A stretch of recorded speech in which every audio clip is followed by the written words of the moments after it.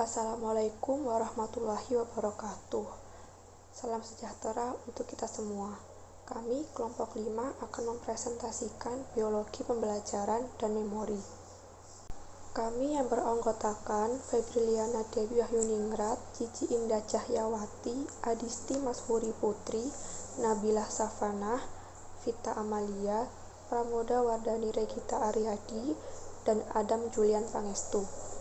Pembahasan pada bab 13, yang pertama representasi lokal memori, kedua jenis-jenis memori, ketiga hipokampus dan amnesia, keempat amnesia dan jenis kerusakan otak lainnya, kelima pembelajaran sinopsis Hebbian, keenam mekanisme sel tunggal, perubahan perilaku Afro-Brata, yang ketujuh potensiasi jangka panjang pada mamalia.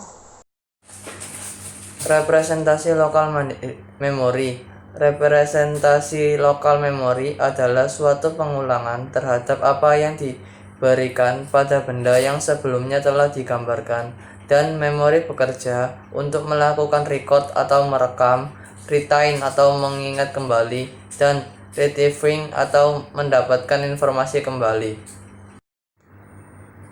Untuk mempelajari fisiologi pembelajaran, pertama-tama harus mengkarakterisasi pembelajaran, dan para psikolog secara tradisional membedakan dua kategori utama, pengkondisian klasik dan operan. Pakar fisiologis Rusia Ivan Pavlov merintis metode investigasi yang sekarang disebut dengan pengkondisian klasik atau classical conditioning. Di dalamnya terdapat dua stimulus yang berpasangan akan mengubah respon terhadap salah satu stimulus. Prosedur pengondisian klasik dan operan. Yang pertama, proses pengondisian klasik. Yang kedua, proses pengondisian operan. Pengondisian klasik adalah suatu proses belajar, yakni stimulus netral dapat memunculkan respon baru setelah dipasangkan dengan stimulus yang biasanya mengikuti respon tersebut. Ada stimulus bersyarat atau conditional stimulus (CS) yang awalnya tidak memicu munculnya respon yang signifikan, dan ada stimulus tidak bersyarat atau unconditional stimulus atau UCS. Setelah dilakukan sejumlah pemasangan antara CS dan UCS, individu akan memperlihatkan respon baru terhadap CS yang telah dipelajari, disebut respon bersyarat atau conditional response. Proses pengondisian operan adalah sebuah respon individu diikuti oleh sebuah penguat atau hukum. Contohnya ketika seekor tikus masuk ke salah satu ujung labirin dan menemukan sereal atau food loops, sebuah penguat yang potensial untuk tikus, maka probabilitas tikus untuk masuk kembali ke labirin akan meningkat. Pencarian engram oleh Leslie Pavlov meyakini pengondisian klasik merefleksikan hubungan yang diperkuat antara pusat CS dan UCS di otak. Coase Leslie bermaksud menguji hipotesis tersebut. Leslie mengajukan dua prinsip mengenai sistem saraf. Yang pertama, potensi yang setara atau equipotentially, yaitu semua korteks memiliki peran yang setara dalam perilaku yang kompleks, misalnya pembelajaran. Yang kedua, aksi serentak atau mass action. Korteks bekerja sebagai satu kesatuan dan semakin banyak area korteks yang terlibat akan semakin baik. Peneliti mengungkapkan bahwa hasil studi Leslie merefleksikan dua asumsi yang tidak penting, yaitu korteks cerebrum adalah lokasi pencarian engram terbaik atau satu-satunya dan semua jenis memori secara fisiologis. Pencarian engram yang modern. Richard F. Thompson dan para penelitinya menggunakan studi yang lebih mudah daripada Leslie. Mereka mencari engram bukan pada korteks cerebrum melainkan pada cerebrum. Secara konsisten, Thompson dan penelitinya menemukan adanya perubahan pada sel-sel sebuah nukleus di cerebrum, yaitu nukleus lateral interpositus atau LIP. Untuk menyelidiki peran LIP, peneliti menekan aktivitas nukleus LIP secara permanen. Pada permulaan penelitian, ternyata pelatihan tidak berpengaruh ketika LIP mengalami penekanan aktivitas. Pada percobaan selanjutnya, peneliti menekan aktivitas nukleus merah, yaitu sebuah area pada otak bagian tengah yang menerima input dari cerebrum. Oleh karena itu, para peneliti menyimpulkan LIP adalah struktur terakhir dalam urutan yang harus aktif agar pembelajaran berlangsung. Memori. Memori adalah bagian dari aspek psikologis yang berfungsi dalam menerima, menyimpan, dan memproduksikan informasi dan kesan. Ada 3 tahap memori. Yang pertama encoding, yakni memasukkan informasi ke dalam memori.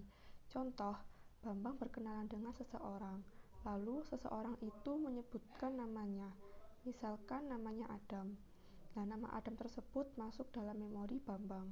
Yang kedua ada storage, yakni ketika informasi disimpan dan dipertaruhkan di memori. Seperti contoh, nama Adam tersimpan dalam memori Bambang. Yang ketiga ada retrieval, yakni pengambilan informasi dari memori. Contoh, secara tidak sengaja 1 bulan kemudian Bambang bertemu lagi dengan si Adam. Nah, saat itu Bambang mencoba mendapatkan kembali memori nama Adam dengan cara mengingatnya. Ada 3 jenis memori, yakni yang pertama memori jangka pendek, yang kedua memori jangka panjang, yang ketiga memori kerja. Memori jangka pendek atau short term memory adalah sistem memori yang digunakan menyimpan dan memproses informasi yang sedang dipikirkan atau yang sedang terjadi. Umumnya hanya bertahan 1 menit, bisa kurang ataupun lebih. Yang kedua ada memori jangka panjang atau long term memory, yakni sistem memori yang berisi ingatan dari masa lampau yang disimpan dan dapat diingat kembali di masa yang akan datang. Donald Hebb menyatakan perbedaan memori jangka panjang dan jangka pendek. Pertama, dari segi kapasitas. Memori jangka pendek memiliki kapasitas sempit dalam mengingat, sedangkan memori jangka panjang memiliki kapasitas yang luas dan sulit diperkirakan. Kedua, lama bertahan. Memori jangka pendek cepat hilang jika seseorang tidak berlatih mengingatnya. Contoh, Anda mencoba mengingat perkalian, tiba-tiba tukang bakso liwat, dan dalam sekejap perhatian Anda teralihkan dan Anda sudah lupa apa yang Anda ingat sebelumnya. Sedangkan memori jangka panjang itu lama bertahan, bahkan bertahun-tahun Anda dapat mengingatnya walau tidak 100% akurat. Yang ketiga, saat kejadian. Pada memori jangka pendek, kejadiannya terjadi saat itu juga. Anda lupa, maka memori tersebut akan hilang. Sedangkan memori jangka panjang itu terjadi tentang kejadian masa lampau. Walau Anda merasa lupa dengan kejadian di masa lampau, tapi dengan petunjuk Anda dapat mengingatnya. Jenis memori yang ketiga adalah memori kerja. Bedley dan Hitch mengajukan alternatif dari konsep memori jangka pendek. Memori kerja, penekanan penyimpanan sementara bukan hanya merupakan jalur pemberhentian dalam jalur menuju memori jangka panjang, tetapi memori kerja adalah cara kita menyimpan informasi ketika kita sedang bekerja dengan sesuatu atau kita sedang memperlihatkan sesuatu. Bedley dan Hitch membedakan 3 komponen memori kerja. Pertama ada gulung, fonologi atau phonological loop, yakni yang menyimpan informasi auditori. Yang kedua, visuospatial sketchpad, yang menyimpan informasi visual. Yang ketiga, pelaku sentral atau sentral eksekutif, yang mengendalikan perhatian antar stimulus serta menentukan hal-hal yang akan disimpan dalam memori kerja. Hipokampus dan amnesia. Hipokampus adalah bagian dari sistem limbik yang berfungsi sebagai pembelajaran dan penyimpanan serta pengolahan memori jangka panjang. Sedangkan amnesia adalah kondisi terganggunya daya ingat. Penyebab amnesia dapat berupa organik ataupun fungsional. Apa yang terjadi apabila hipokampus mengalami kerusakan? Apabila keseluruhan hipokampus rusak atau hanya sebagian saja, maka dapat mengalami masalah memori yang serius. Khususnya saat hipokampus mengalami kerusakan, seseorang tidak lagi dapat menghasilkan memori jangka panjang baru. Seseorang bisa saja mengingat kembali hal-hal yang terjadi beberapa waktu lalu, tapi tidak dapat mengingat hal-hal yang baru terjadi sebelum hipokampus rusak. Adanya gangguan pada hipokampus bisa disebabkan oleh beberapa hal, seperti kekurangan oksigen, trauma atau cedera pada kepala, gangguan saraf dalam jangka waktu yang lama, konsumsi obat tertentu dalam jangka waktu yang lama, hingga proses penuaan. Penyakit-penyakit pada hipokampus. 1. Transient global amnesia. TGA adalah hilang ingatan yang terjadi secara tiba-tiba dan berlangsung sementara. Penyebabnya belum diketahui pasti, tapi para ahli menduga bahwa kerusakan hipokampus bisa jadi salah satu faktor resikonya. Seringkali orang yang mengalami TGA pada akhirnya mendapatkan kembali ingatannya. 2. Penyakit Alzheimer dan depresi. Penyakit Alzheimer dan depresi bisa menyusutkan ukuran dan mengubah bentuk hipokampus. Pada depresi, ukuran hipokampus bisa menyusut hingga 20%. Namun, para ilmuwan masih mempelajari mana yang lebih dahulu, hipokampus yang lebih kecil atau depresi. 3. Epilepsi. Autopsi dari 50-75% mayat yang semasa hidupnya memiliki epilepsi menunjukkan adanya kerusakan pada hipokampus. Namun masih belum jelas apakah epilepsi berasal dari kerusakan pada hipokampus. Dampak lain dari amnesia adalah ketidakmampuan membayangkan masa depan dan akan menyebabkan penderita akan selalu terbayang peristiwa yang telah terjadi dan terlupakan jika bertemu kembali dengan sesuatu yang terlupakan tersebut. Penelitian terakhir yang dipublikasikan dalam jaringan Deep Proceedings of the National Academy of Science menunjukkan bahwa amnesia dengan kerusakan pada hipokampus tidak dapat membayangkan masa depan. Hal ini terjadi karena bila seseorang yang normal membayangkan masa depan, mereka menggunakan pengalaman masa lalu untuk mengkonstruksi skenario yang mungkin mereka hadapi. Jenis-jenis amnesia. 1. Amnesia anterograde. Jenis amnesia ini merupakan gangguan daya ingat terkait peristiwa masa lalu yang masih melekat pada pengidap amnesia jenis ini. Namun, pengidap amnesia jenis ini hanya dapat mengingat peristiwa yang sudah berlalu. Penyebabnya adalah karena adanya peradangan pada bagian jaringan otak seseorang akibat dari suatu penyakit. Bisa juga kondisi ini terjadi karena pengidap mengalami keracunan alkohol yang menyerang otak. 2. Amnesia retrograde. Amnesia jenis ini ditunjukkan kepada seseorang yang kesulitan untuk memperoleh kembali ingatan di masa lalu.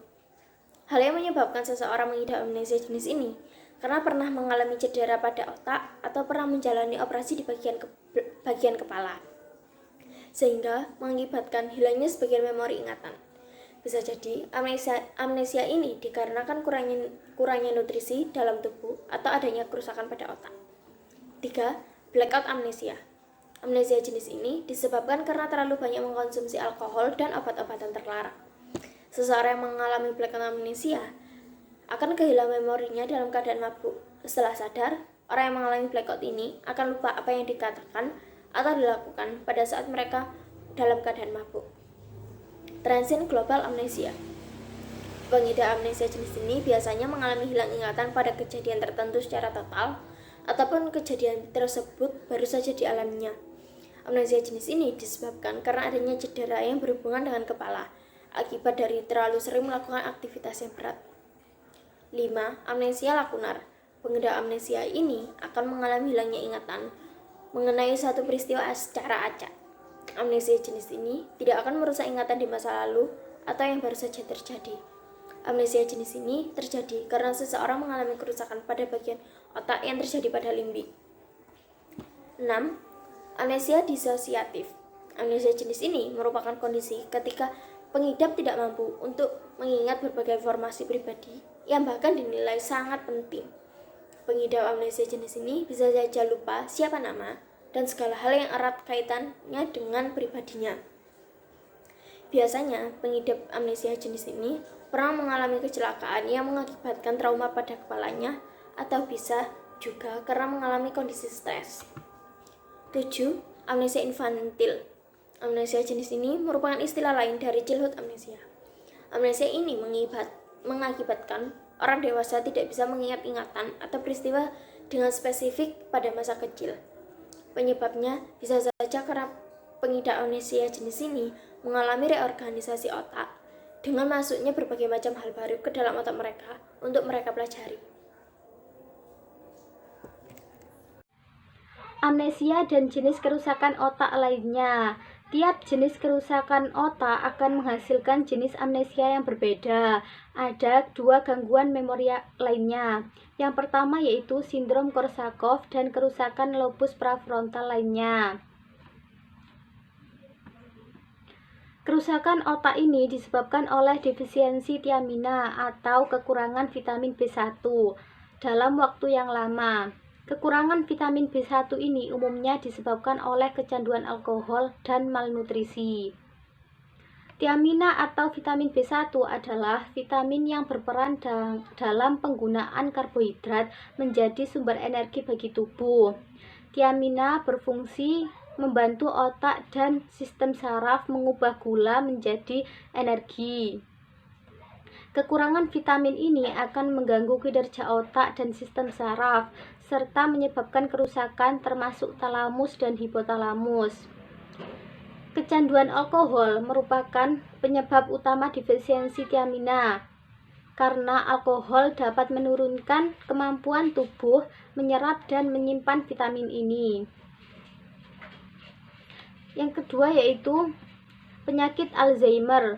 Penyakit Alzheimer ini adalah penyakit otak yang mengakibatkan penurunan daya ingat, kemampuan berpikir dan berbicara, serta perubahan perilaku secara bertahap. Kondisi ini banyak ditemukan pada orang-orang di atas usia 65 tahun.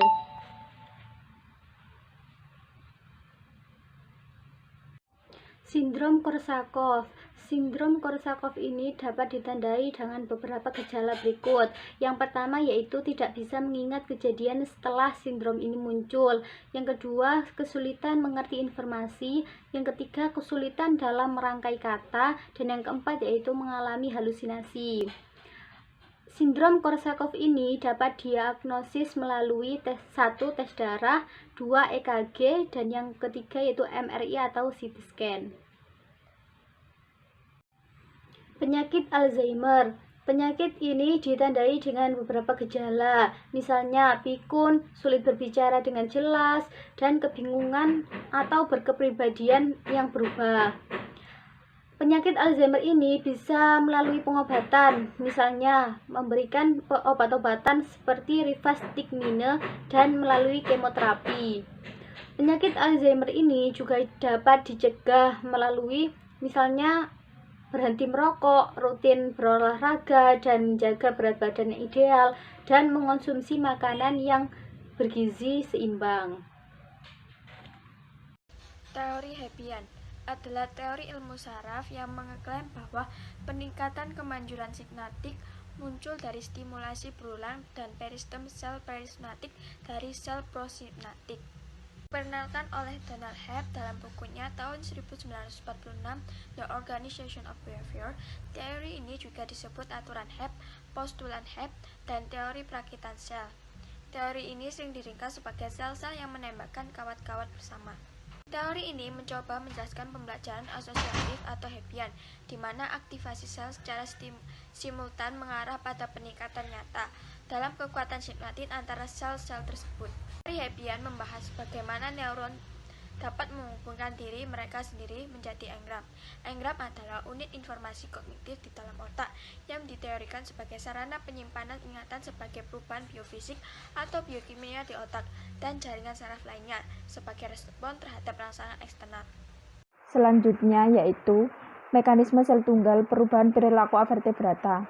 Di sini aplesia sebagai hewan eksperimental merupakan sebuah hewan avertebrata perairan laut dan berkerabat dengan siput. Ada satu perilaku aplesia yang banyak dipelajari adalah respon menarik diri yang terjadi jika seseorang menyentuh sifon, mantel, atau insang. Si hewan tersebut akan menarik dirinya dengan kuat menjauhi sumber pengganggu. Dan para peneliti telah mempelajari berbagai fenomena seperti habituasi dan sensitisasi. Seperti yang pertama, habituasi pada aplesia.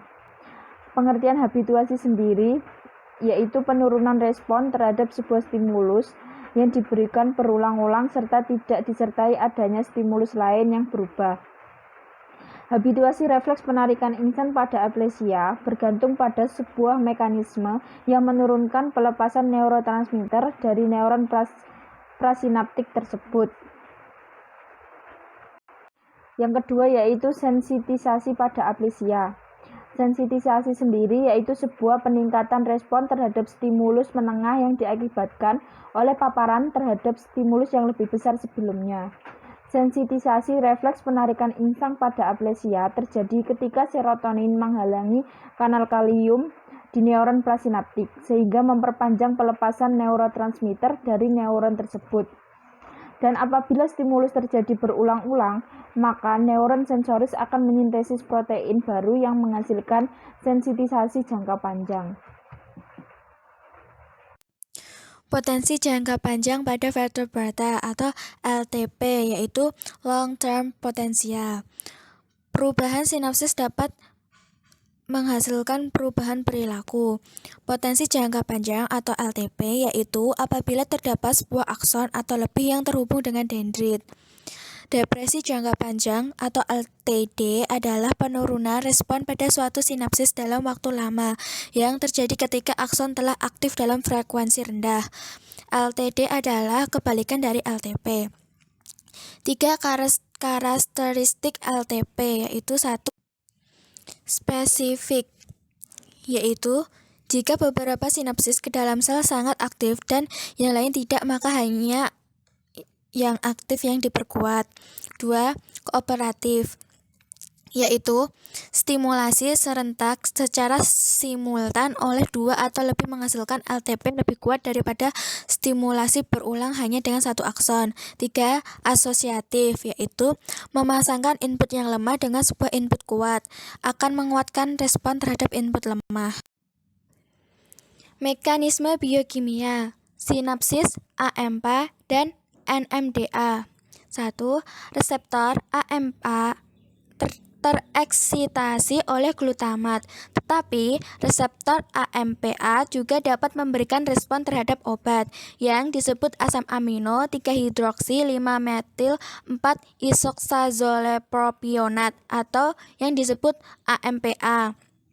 Kedua, reseptor NMDA umumnya juga hanya dapat dieksitasi oleh glutamat, tetapi reseptor NMDA memberikan respon terhadap obat yang disebut M-metil D-aspartat atau yang disingkat NMDA. Reseptor AMPA dan NMDA sebelum LTP yaitu glutamat melekat pada kedua reseptor. Di reseptor AMPA ia membuka saluran untuk membiarkan ion natrium masuk.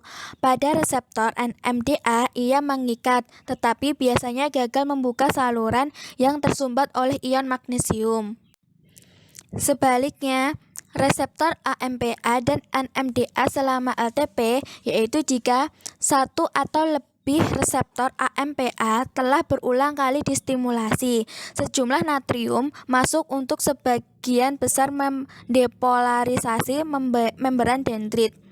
Hal ini akan menggantikan ion magnesium dan memungkinkan glutamat untuk membuka reseptor NMDA melalui jalur di mana natrium dan kalsium masuk.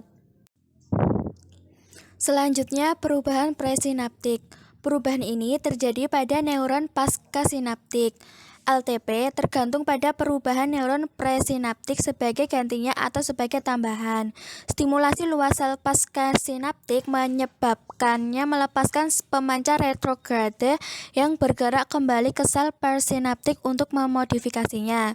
Dalam banyak kasus, pemancar retrograde itu adalah oksida nitrat. Akibatnya, neuron persinaptik menurunkan ambang batasnya untuk menghasilkan potensi aksi, meningkatkan pelepasan neuron transmitter, memperluas aksonnya, dan melepaskan pemancar dari situs tambahan sepanjang aksonnya. Ketika kedua perubahan presinaptik dan postsinaptik berkontribusi terhadap LTP, hasilnya adalah ketetapan yang lebih besar dan stabilitas pembelajaran. Potensi jangka panjang LTP dan perilaku. Seperti yang sudah kita ketahui, LTP terjadi pada satu sinapsis. Perubahan pada satu sinapsis merupakan langkah yang dibutuhkan dalam pembelajaran. Prosedur yang meningkatkan atau mengganggu LTP memiliki pengaruh yang sama terhadap jenis-jenis pembelajaran tertentu. Penelitian terhadap LTP dapat membantu menyelidiki obat yang meningkatkan memori. Akan tetapi, meskipun para peneliti berharap untuk mengembangkan obat-obatan atau prosedur untuk meningkatkan daya ingat, pada titik ini tidak ada prosedur yang jelas, aman, dan efektif untuk orang sehat yang berharap dapat meningkatkan kinerjanya. Cara terbaik untuk meningkatkan daya ingat adalah mempelajari materi dengan baik dan Sekian presentasi dari kelompok kami. Apabila ada kesalahan, kami mohon maaf dan terima kasih atas perhatiannya. Wassalamualaikum warahmatullahi wabarakatuh.